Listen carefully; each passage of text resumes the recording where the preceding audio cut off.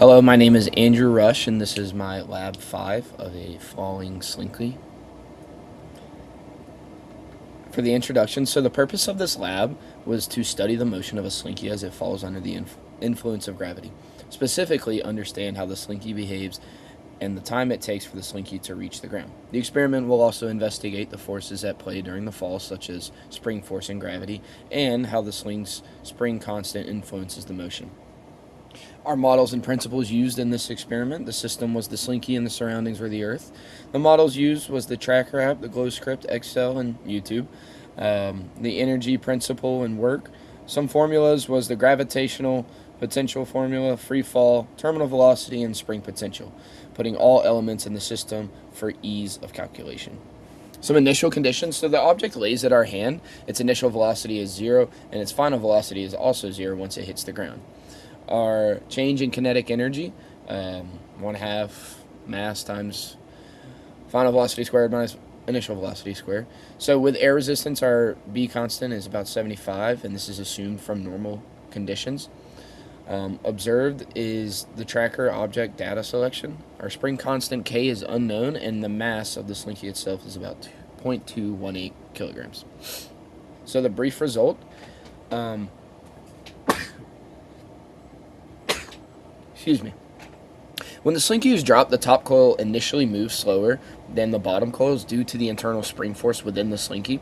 As the Slinky accelerates, it begins to stretch, and the bottom of the Slinky reaches the ground before the top coils. Depending on the height from which the Slinky is dropped, the time it takes for the Slinky to fall, and the amount of stretching were observed.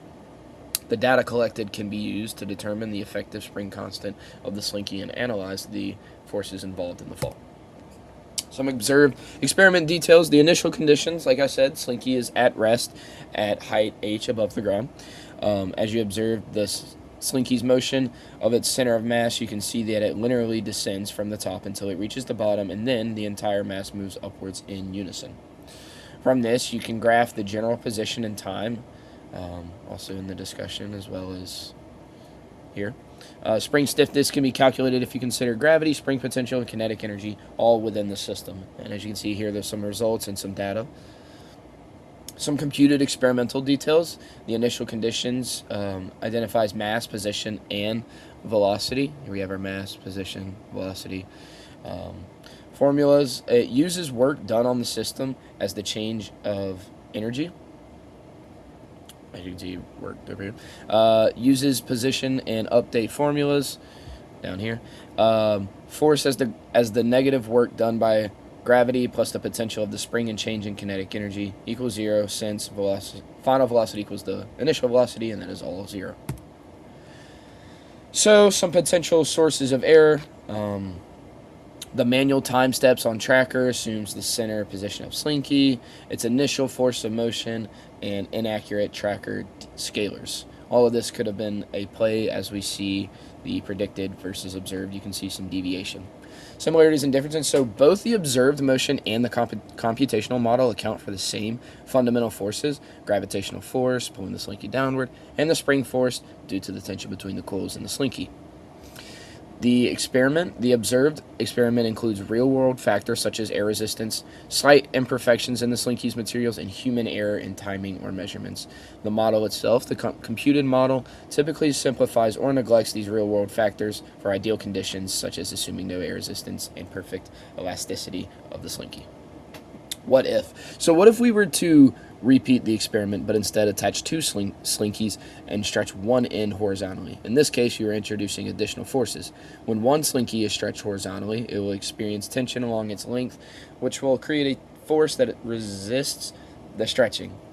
If two Slinkies are attached, the internal force of the spring in the first Slinky will affect the second Slinky. The tension in the horizontal direction might result in a more complex dynamic where the Slinkies pull against each other, creating a more intricate movement pattern.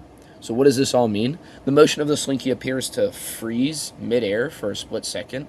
And what does this indicate about the individual forces? This illusion occurs when forces acting upon the Slinky are at equilibrium. Moment likely occurs when the tension between the coils reaches a maximum. As the top coils of the Slinky begin to stretch, the tension force within the Slinky counteracts the force of gravity pulling the coils downward. At the moment when the Slinky momentarily freezes, the upward tension force may exactly balance the downward gravitational force on the top portion of the Slinky. Thank you so much for tuning in and watching my experiment.